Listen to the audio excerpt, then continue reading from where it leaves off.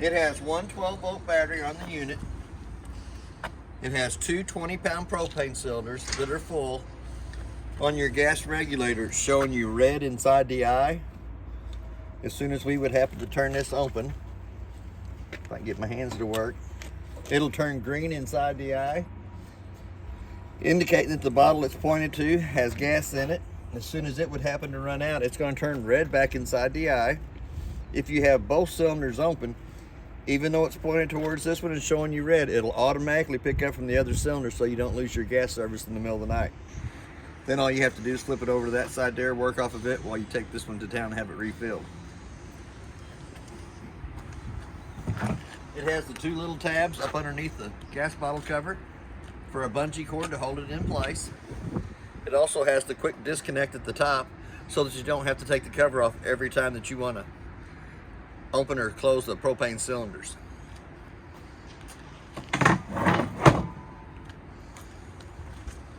As we step down along this side here, it does have 4 BLs on all 4 corners. On your hot water heater, it has an anode rod in the bottom for draining it, but an anode rod also draws all the impurities out of the water to that rod, eats up that rod instead of eating up the inside of the tank. It is also a gas light only, so you'll want to pop the pop-off valve to make sure that it's full of water before you light it. It's pretty simple. You're going to turn it down, turn it where it says pilot. You're going to hold down on the button, take a long lighter or match, stick on this side over here right above the thermocoupler till the pilot light gets lit. Then you'll let that pilot light heat the thermocoupler up right above it for about a minute, and then you just click it up, turn it to where it says gas on, and it'll go poof, light itself, and then you're good to go. You just want to remember, before you drain the water out of it, you do want to turn it back to the off position so that it doesn't light on you while you don't have water in it. The little black cap to the left side of it is for your freshwater tank drain. You also have your 2 low water drain points with 2 little gray caps.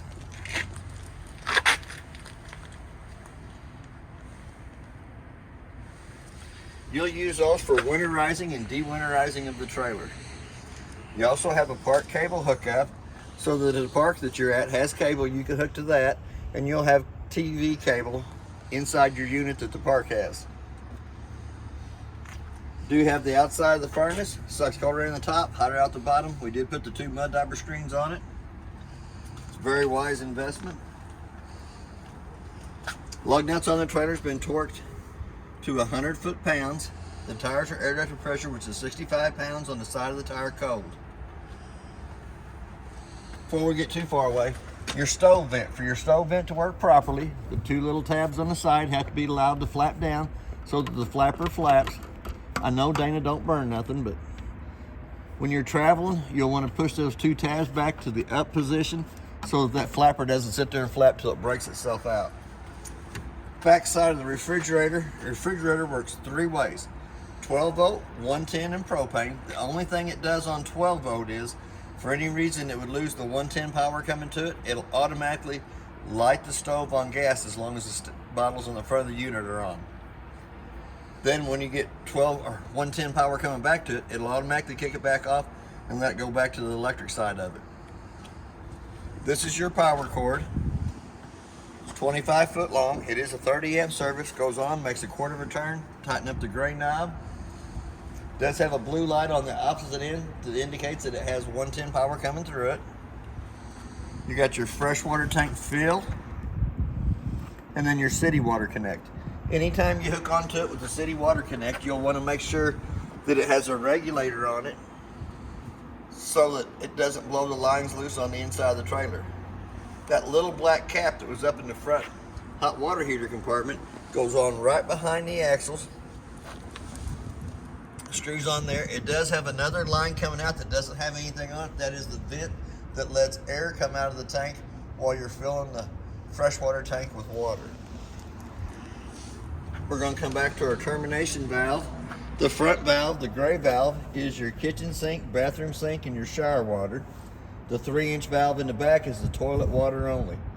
Before you use either one of them, you want to make sure the handles are pushed in so that when you take the cap off, it doesn't get all over your hands.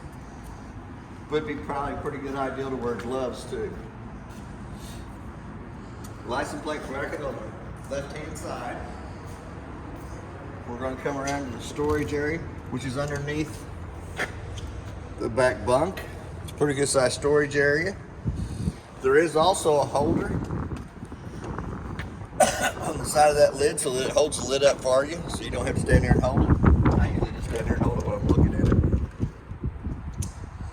We also have our 2 outside speakers. I'll have to show you more about that on the stereo when we get to the inside. But it also has a 110 outlet on the outside by the door that is also protected by your GFCI outlet in the bathroom. It does have a porch light.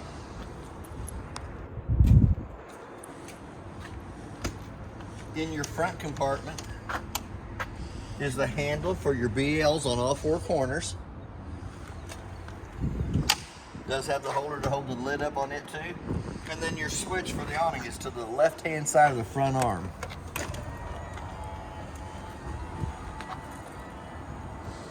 It does have a new canvas on it.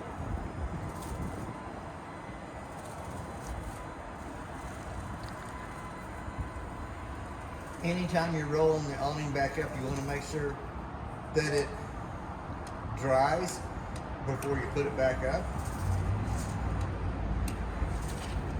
I'm going to bring it back out. I want that tail to hang down.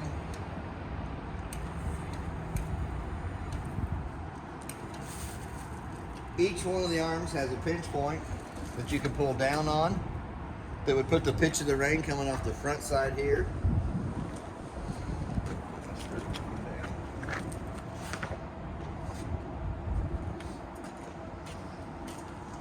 But when you get ready to roll it back up, you'll want to push it back up so that it's straight, in line with itself. You can do the same thing to the back arm to put the pitch of the rain coming off away from the front door. It also has a charging port right here. The charger for it's in the top drawer of the kitchen. We'll go ahead and run that back up. And when you're rolling it up, you want to make sure that the white side of the canvas is underneath, not going on top. Top will be colored.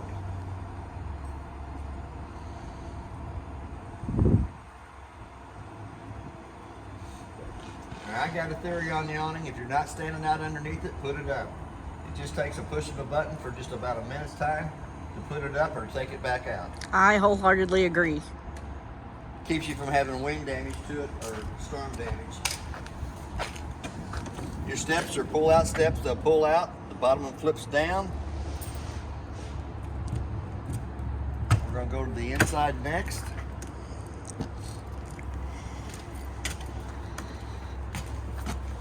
There's 2 light switches on the wall as we come into the unit. The first one turns the center roll of lights on here. Second one turns your porch light on, the amber porch light. We also have a 110 outlet just inside the door. And we have a fire extinguisher just inside the door. So on your stereo, we're going to turn it on. We're probably going to have to turn the volume down on it. But it shows you 1 and 2 speakers. That's your zones 1 and 2 here. We're going to turn zone 1 off. We're going to turn zone 2 on. And that'll be your 2 outside speakers.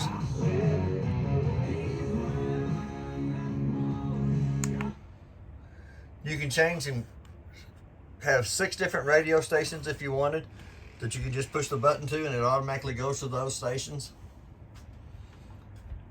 We have a wall mount for a TV, a 110 plug-in to plug it into, and a power booster right by it. The green light indicates that the power booster is working. Somebody else had mounted another TV up here. We're going to turn the power booster off since there's no TV in the unit. The power booster and the LP carbon monoxide detector drains from the battery 24/7. So even though if you don't have it plugged up, even though you don't have your TV on, the booster and the LP detector carbon monoxide will still drain from the battery. Your tabletop, the 2 pedestals comes off. Tabletop goes down between the 2 benches. The 2 back cushions come over the top of that to make a smaller bed there. You got your bed top and bottom in the bunk room, but you also have a drawer for extra pillows, blankets, whatever. Pretty good little storage cabinet right above the back of the top bunk. The light in the bunk area has to be turned on by hand. And we also have a 110 outlet at the top bunk. We're going to go into the bathroom area. The light in the bathroom has to be turned on by hand. Little push button in the center of it. We do have a knob to crank the vent in up. Little black button turns the fan on for pulling the moisture out of the bathroom area. I'm going to turn that back off, crank it back down. Same way with your home shower. Your hot water is going to be on the left-hand side. Your cold water is going to be on the right-hand side. You have to pull the little stem up to get it to come up through the shower. But you do have a on and off button on the shower head so that if you wanted to stop, soap up, kick the button back over the side, it'll come back to the same temperature of water you had when you shut it off. Also has a tub plug in a tub for smaller kids, for giving them baths. And then you have your toilet. Little foot pedal off to the left or right hand side of it. Opens up, lets water come into it. Open up and flushes, push all the way down. Does have directions on the back of the toilet. Fill it about halfway full of water before you do your business in it. Push down on the pedal all the way.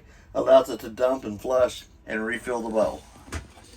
Always good to have twice as much water as you do paperwork. Good explanation. A little light in the ceiling above the bathroom sink. You also have your GFI outlet in the bathroom that protects all the 110 outlets in the unit. Then your thermostat for your furnace. It is in the off position. You're going to click it over, dial it up. Automatically, the fan on the furnace is going to come on. In about a minute, you're going to hear a little click, click, click. Lights the furnace on the outside. And then you just dial it up to the temperature you want it to come up to. Doesn't have any controls underneath, just the one on the top. So I'm going to go ahead and click it back off. Underneath the sink, there's 2 screws in this panel here. If you take those 2 screws off, will access you into where the water pump is. It does not have a bypass on it, so you'll have to get you a little clear hose with a fitting on the end to hook to it for winterizing. Does have a carbon monoxide LP detector that gives you an annoying little sound if it happens to go off. And then when you come back up to your freezer section, you turn your button on, automatically it goes to green. It'll automatically adjust to the temperature. You do have a little clip on either side that you can slide in for when you're not using the refrigerator. You push it over, click it into place. It kind of helps hold the doors open so that the moisture on the inside does not cause you to have mildew to the inside of it. That's cool. Somebody left their water bottle in it. Probably me. When you were testing it? Yes. You also have your breaker box, and it's marked from the top to the bottom with your main, your AC, your GFI, microwave, refrigerator, converter, and hot water heater. All on your 110 switches. All your car fuses on the right-hand side are marked from the top to the bottom, with it looks like the bottom 6 of them not having anything plugged into them. So you can add about 6 more 12-volt appliances. It'll also have a red light off to the right-hand side of it in case one of the fuses blows that you can see through the vented tinted screen in the front. Microwaves, basically like your one at home. You have a clock button. You'll set your time. Let's say it's 10:30. Hit your clock button again until your 2 center eyes is solid. The reason I set the time on the microwave is if I come back to the trailer and it doesn't have the proper time, it indicates to me that it lost 110 power coming to it at some time or another. So the first thing I do is I check my refrigerator to make sure that it hasn't run my food on the inside. It does have a light for the stovetop and a fan. For that fan to work properly, the 2 tabs on the outside have to be pushed down, allows the flapper to flap. And it does have a glass stovetop on it that will fold up 2 times up out of the way. It's not a glass stovetop that you can cook on. It does have a button for each one of the burners. And it might take it a minute for it to get that gas back here so that they will light.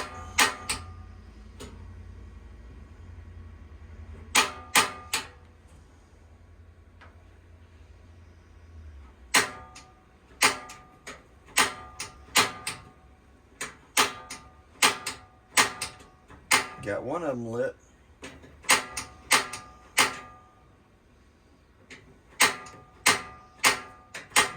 There we go.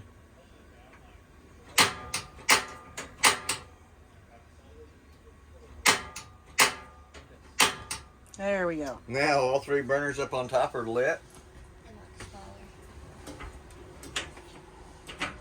Does have a drawer underneath it for pots and pans. The light above the sink has to be turned on by hand. You got your hot water on the left side, your cold water on the right side. It also has a 110 outlet to the right side of the kitchen sink. Also has the stopper in there for washing dishes. Pretty good sized cabinet space down below it.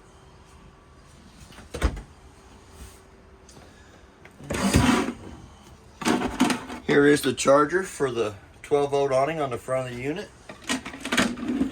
Also has a remote control for the stereo to turn it on and off.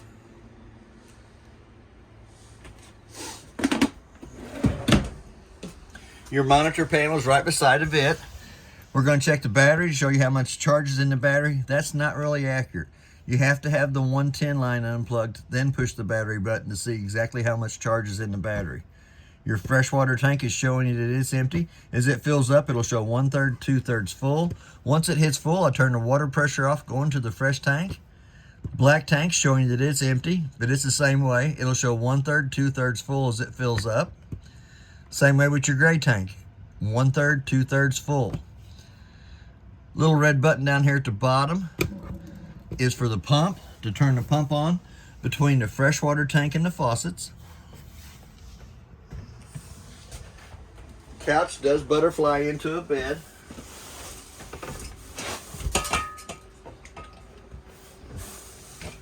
And it does have a little storage to the right hand side of it. And as we got it up, you see the vent coming off the stove.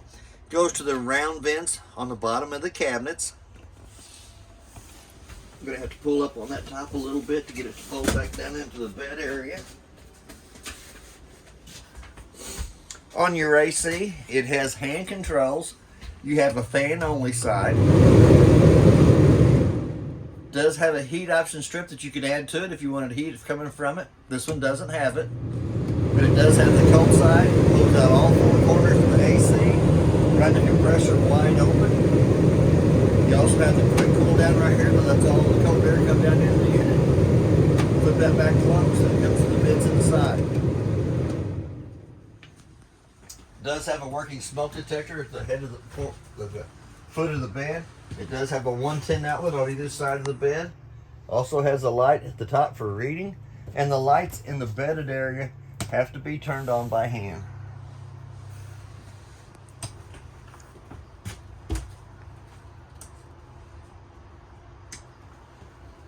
While we're in the bedded area, I'm going to show you how to get to the valves on the back of the hot water heater.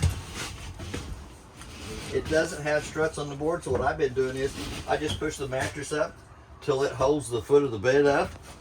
There's 3 valves on the back of the hot water heater. The blue one at the bottom is turned in the on position, letting cold water come into the bottom of the hot water heater. The one at the top is turned the same way, allowing hot water to come out of the hot water heater. The valve in between shut off. They go just the opposite way when you winterize. You'll shut the cold water from going into the hot water heater. You'll shut the top one off to keep the hot water from coming out of the hot water heater. And you open the one up in between so that it makes a loop at the back of the hot water heater. We also got another brown vent on the wall, allowing heat to come into the bedroom area. Your air conditioner will vent from the air conditioner cover itself. Here again, I'm going to push up on the mattress. I'm going to lay the board down and let the mattress come back down. You have storage on either side for hanging clothes.